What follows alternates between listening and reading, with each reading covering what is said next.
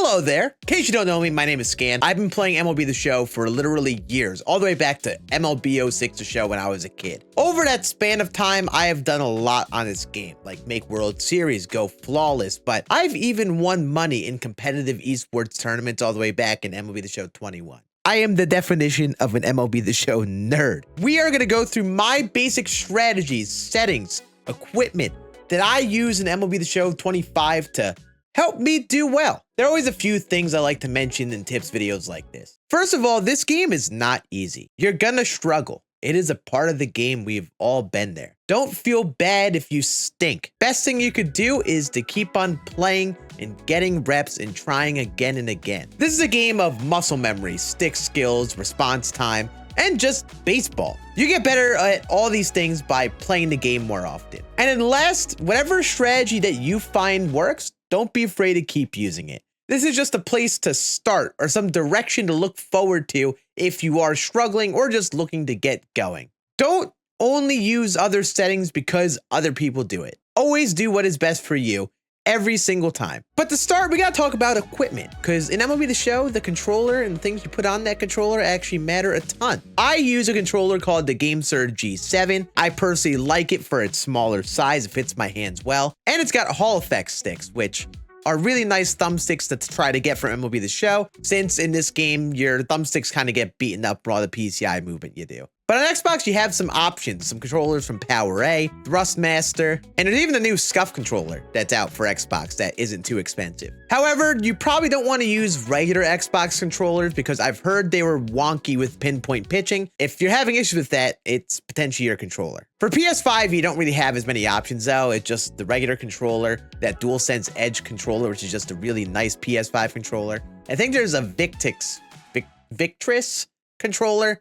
I forgot the name of it. The DualSense Edge is at least a favorite for a lot of people because you can replace the thumbsticks after time and don't have to buy a whole new controller. But I don't really speak for PS5 much because I don't really play on there. I mostly play on Xbox. And finally, if you can, try playing wired. Like I said, this is a game of reaction time. So if you could do anything you can to reduce that input lag, plug in your controller wired right into your console. And if you're on PS5, I think there's another setting you got to change to make sure when you're plugged in, you're not using Bluetooth signal, you're using your wired signal. And honestly, you could spend a lot of time talking about more equipment. I would just recommend whatever TV or monitor you're on, try to not have too much input lag if you have the option to. I use a OLED monitor. It's a ridiculous amount of money. It's not necessary. Just any monitor with as little response time as possible is going to be pretty good if you want a cheaper option. Some modern TVs though are still pretty solid despite this. If you have a really old TV, you probably have a lot of input lag and that causes you to swing late all the time. Now, the thumbsticks. And I think this is a big part for MLB The Show because you really got to be precise. And especially for this game, it's a lot of left stick precision. If you're someone like me who's played a lot of shooters in the past, I learned all that with the right stick. So there are two big parts of this that I would recommend. Both of them are sold by my friends at Control Freak. You got the thumbsticks. I personally use their Lotus thumbsticks right now, but any of the thumbsticks like the Omnis, the Galaxies are a favorite, and the Infernos are all pretty solid options. But basically anything that looks comfortable to you. I would recommend concave ones myself. They're concave, the ones that are indented. You may want to get a set where you have a short one and a tall stick, because I like to use a tall one on the pitching stick. And then you've got precision rings. They're basically just these small green foam rings you wrap around the stick, and they add some tension to your thumbstick movements. So it makes it more difficult to push the stick all the way. And you kind of have to get used to it for fielding. It's a little annoying at first, but once you get it down, it's really helpful for your hitting because you could start to aim your PCI in the middle of the zone a little easier. I find if you don't have these on, it's really easy to just slam the stick all the way to the edge of the zone and miss everything in the middle of the zone. Like I said, this left stick movement is a brand new muscle memory, and if you play a game like Call of Duty and you're sprinting, you're used to just slamming that stick forward all the time. So I really would recommend both of these, the green precision rings or any of the thumbsticks. I use the Lotus. You could get them on Control Freak's site, and if you use code SCAN, you could get 12% off your order on there. I would really highly recommend trying them. They're not for everyone. You may try them and you might not like them, but I always recommend trying because I really think it's an opportunity to see what your max potential is with hitting. But now, speaking of hitting, we got to go through my hitting tips and what I recommend doing. Really is a tough skill to learn. But now let's talk about the settings, because This also matters a ton. There are a whole bunch of different settings. Hitting interface, you definitely want zone hitting on.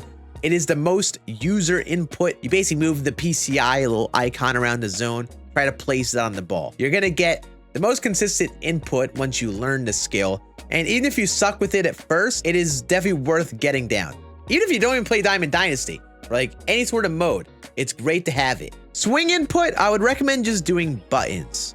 There are some people that like doing the analog stride, and maybe you find the stick more comfortable if you just want to move the right stick up, but that's not for me. I would just recommend doing buttons. So you have A for normal swing, B for contact, X for power swing if you're on Xbox. All the players will stride automatic. Next, we have our PCI anchor. This is where you can really start the PCI in one part of the zone. It basically like shifts how your PCI moves based on how you anchor it. And in here, you could actually choose where that PCI starts in the zone. I'm not someone who uses anchoring much, but it is something worth trying and seeing how well you like it, because it is a new thing they added over the last couple years that, you know, is a nice way to, you know, get used to precise PCI placement. And then last, but definitely not least, in this menu, you have your PCI. This is just really the visual settings for what the PCI looks like. I'll give you a few options that I personally like. When I play nowadays, I like doing altitude center, inner off, and outer off.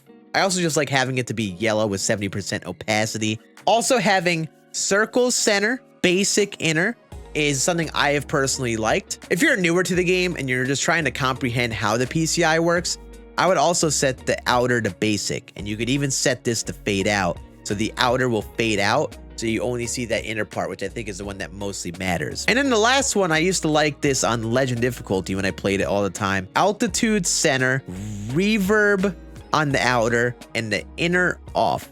I like this for the higher difficulty because it kind of gave me the impression the PCI was bigger. And sometimes you want a bigger PCI for confidence, just for feeling comfortable. And then the last main hitting setting that matters is your camera.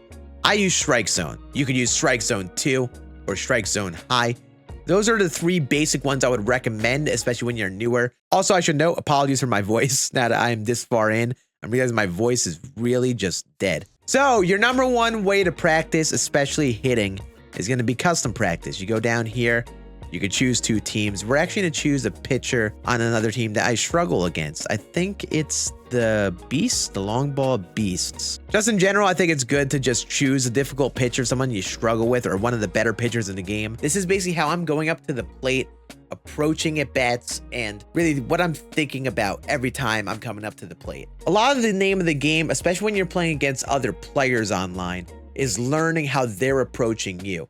What pitches are they throwing you all the time? What pitches do people normally throw with certain pitchers? And these are the skills that you learn over time through playing the game and getting your reps. In the case of Randy Johnson, he throws a four seam, a slider, and a splitter. And that four seam is very fast, especially in Diamond Dynasty on his cards. So you got to swing really early because of the fastball. And in the other breaking stuff, they're significantly slower. So that leads me to the first piece of advice. A good place to start for hitting is to always be ready for fastball. Go up to the plate and every time get used to that fastball timing and assume they're throwing a fastball. This is almost like how real life MLB players hit. Some MLB players come up to the plate and assume they're getting fastball and they're always ready to swing fastball and just only divert their swing timing if they notice break from a breaking pitch. So me, I'm going to go up, try to time up fastballs all the time, expect fastball. So if there's anything, make sure I don't miss fastballs. I think this is a good, safe place to start, especially if you already have reps in the game and you kind of know what you're doing. Because like I just did there, I wasn't ready for fastball. I was late on it. And guess what? I missed the fastball, the most hittable pitch, right down the middle because of it. And we're going to go through some practice drills and things we can do in a moment to help you learn these skills. But that's the key part, number one for me. Always be ready for fastball. Strategy number two comes down to just, again, more real life strategy. And we actually have features in this game to help us with this. The new ambush hitting feature allows you to ambush a part of the zone. You basically can move the right stick to the left or to the right if you want to cover each half of the plate. It basically gives you a bigger PCI and a bigger timing window if the pitch ends up in that zone. And I like this feature a lot, not because it like actually is like a beneficial thing. It allows you to really focus on having strategic hitting. You know, a lot of us, when we play this game all the time, you try to just not think about hitting, you just swing at everything. But when you're first getting going and you don't have that muscle memory and you don't really know how to time any pitch, it is difficult to commit to every pitch across all parts of the zone. For here, I'm gonna sit inside fastball or just any inside pitch, but mostly inside fastball.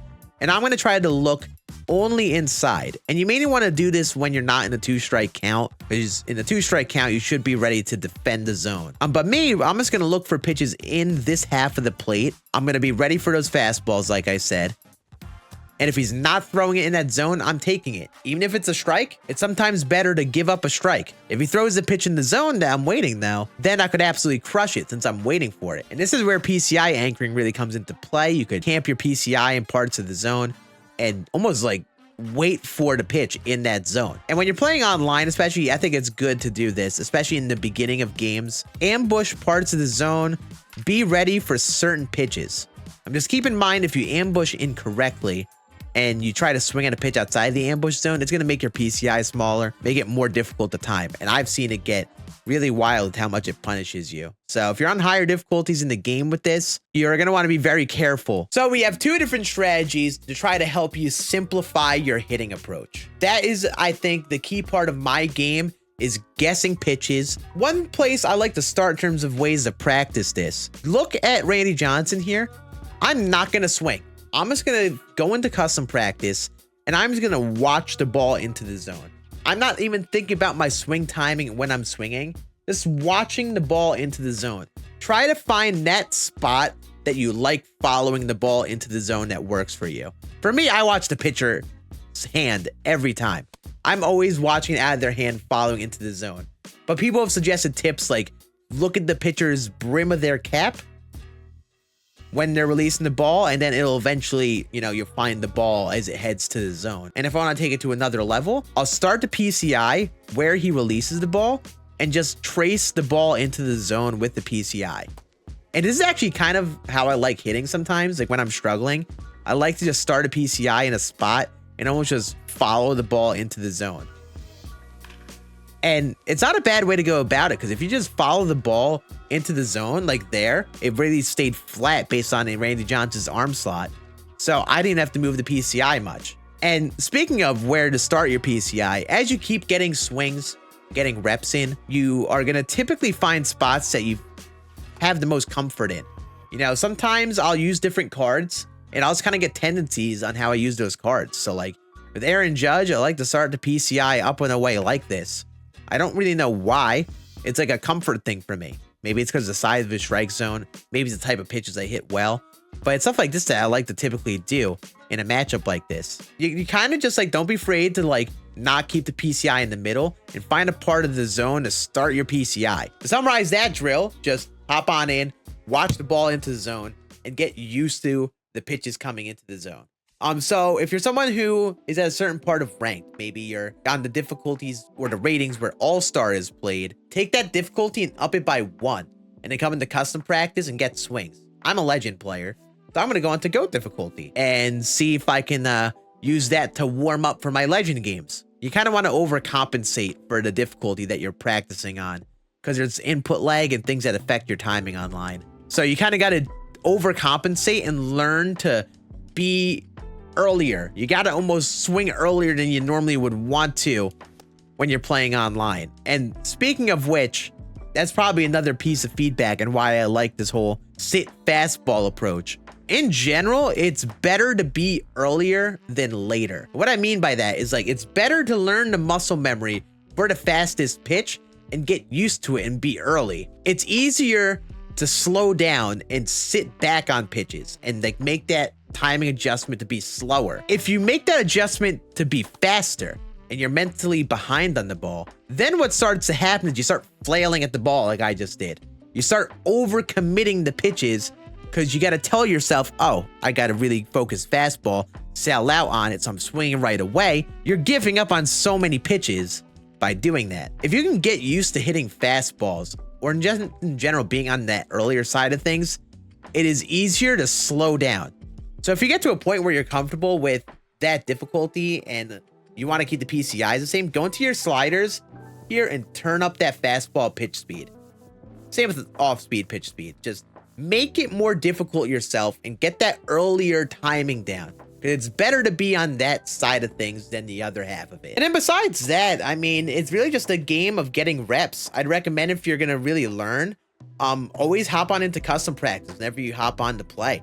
Like before you hop into any sort of online sort of competitive games or really whatever you do, take like half an hour of custom practice, get a bunch of swings in. Don't face the same pitcher all the time. Maybe change the type of hitter you're using.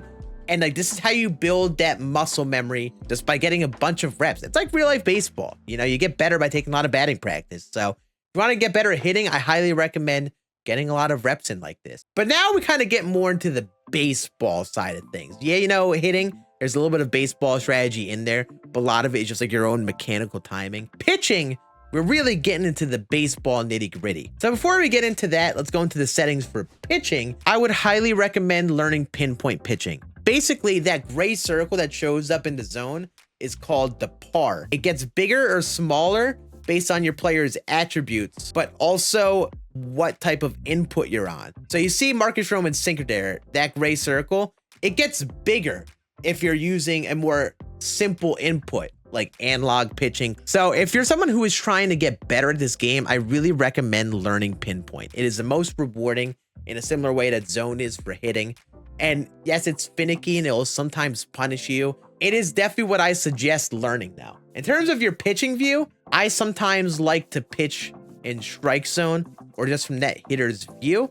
Because sometimes when you're pitching, you want to think in the mindset of a hitter. Like, okay, what pitch am I sitting at? Does this pitch look like as the hitter? But I like to pitch on outfield because I like the look of it. And some people probably will like it because it is like the pitcher's perspective. So if you're someone who pitched in real life baseball, you probably want to look through the lens of being a pitcher. If you're newer to the game and you don't know how pitches break direction wise, I'd set your pitching ball marker to chevron. It'll show arrows. I don't like it because I like using the pitch trail. It'll show the exact path the ball would go towards the zone. And I like using that when coming up with pitches to throw. They typically have these things fade out. Make sure you have it set the pitch trail on or chevron on, unless you're playing split screen all the time for any reason. And then before the specific like pitching strategies, I want to go through some techniques. With pinpoint, me specifically, I claw grip the right stick. So I use a taller thumbstick and I claw the right stick like this.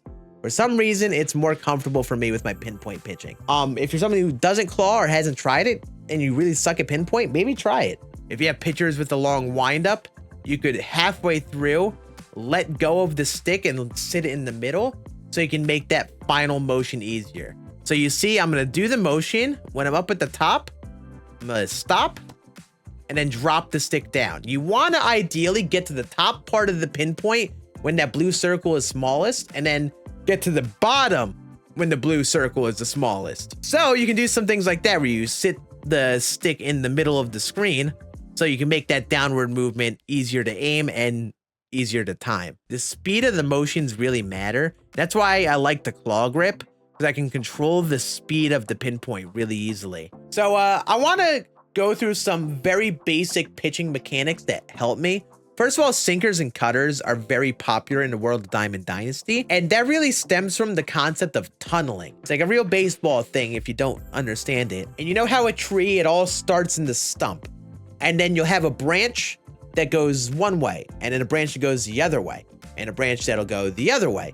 But they all come back from the same place. The concept of tunneling is you want to throw pitches in a row, so when they come out of the hand, they look like they're the same pitch, coming from the same spot for as long as possible. But based on where you aim it, the pitch will break one way or the other, messing with your opponent at the plate. Cutter breaks to the pitcher's glove side, the sinker breaks to the pitcher's arm side and downward, and the fastball stays kind of straight. Throw it right there. Look at where the ball lands and look at the path that it went into the zone. Now we're going to throw a pitch off of that pitch. We're going to try to throw the splitter on a similar path so it looks the same for as long as possible. So we're going to throw it just below the zone down here. If you look at the path that's taking along the way, it's not that far off from what that sinker was. And if you execute the pitches well, especially against real life players online, lead people to chase pitches outside of the zone that they normally wouldn't because they think they're getting one pitch. I want my opponent to think this is the sinker. So since I threw a sinker down in the way, we're going to start this pitch outside. Since the cutter breaks left, this is going to start off looking like a ball at the plate for them. Come back to the plate with the cutter and potentially freeze them. They're going to think it's that sinker, and that's going to keep moving away. That is the goal of tunneling. The sequence pitches together in a similar part of the zone, so it looks like there's similar pitches out of the hand, but they break differently. I'll do another example here. So we got Manny Ramirez up at the plate here. 3 pitches that all break to the pitcher's glove side. The cutter, the slider, and the slurve. Cutter right at the edge of the zone right here. If I hit the spot, I just missed the spot, but you see it goes there. Sliders have a little bit more downward movement, but they have more horizontal movement too. So I'm gonna line this up a little further to the right so it looks like that cutter most of the way into the zone. And then now we have the slurve, which is similar to the slider with the horizontal movement, but it has more vertical break downward. I'm gonna throw it almost like the slider, but a little lower. I could probably have all 3 of these pitches overlaid. And you overlay them all over each other, they look pretty similar out of the hand. You could change the speed, change the break of these pitches so they look similar, but they end up being different pitches. This is how you get weak contact from people or get them to chase outside the strike zone. This is a great concept to understand. And honestly, you can probably find real life baseball videos, or if you know Pitching Ninja and he posts MLB clips of like pitchers tunneling, you could low-key use that for inspiration for MLB The Show. That is a concept that is really worth understanding, and to really practice it, don't be afraid to go into custom practice. Look at how those pitches break and try to like put those things together from this view. What some people learn in this game is like they'll learn some weak pitches or pitches that people struggle with all the time and will just spam. A lot of people suck at hitting inside sinkers against the same handed pitchers.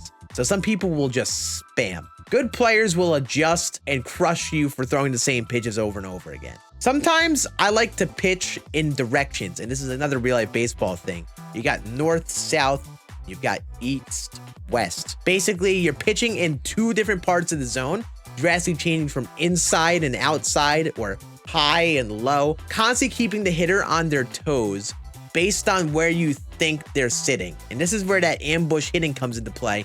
Think of like the opposite of ambush hitting at the plate. Like when you talk about hitting, when you're ambushing, you're guessing a pitch in that part of the zone and hoping to throw a pitch there. And if it's not in that zone, you're hopefully not swinging. But obviously, we're talking MLB The Show, and players are still going to swing at pitches when they're not ambushing that part of the zone. So this is a game of looking at your opponent's swing feedback and making adjustments based on what you think your opponent is good at or what they're ready for at any given time. It's kind of tough to do this versus the CPU. It's the computer. It technically knows what pitch you have coming. This is really the part where it's real life players in Diamond Dynasty. So let's say I just want to get a gauge for how much my opponent is sitting on velocity.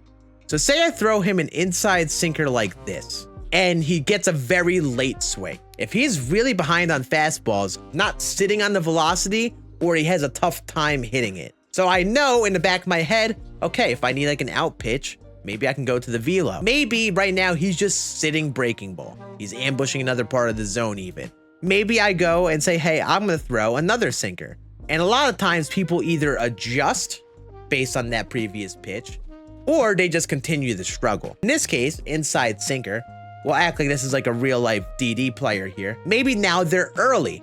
So they saw that inside sinker a second time in a row. They were like, okay, I was so late in that fastball, I'm now gonna swing fastball. And when players like piece up a ball foul like that, a lot of times be like, oh, I'm ready for that pitch. Throw that to me again. The one thing I am not doing, if my opponent makes really good contact on the pitch, I am typically not throwing them that pitch the next pitch right after. I'm probably throwing the exact opposite pitch. So if someone adjusts and is sitting all in on inside fastball, I'm gonna throw in a way slow pitch, like a breaking ball, and force them to make that adjustment. Even if they are ready for this pitch, it is so difficult to make that timing adjustment from the really fast stuff inside to the really slow stuff outside. That is the game of reading your opponent and adjusting your pitches that you throw based on your opponent's feedback. And again, this is getting reps. This is playing the game all the time, playing people online, and almost thinking in the perspective of a hitter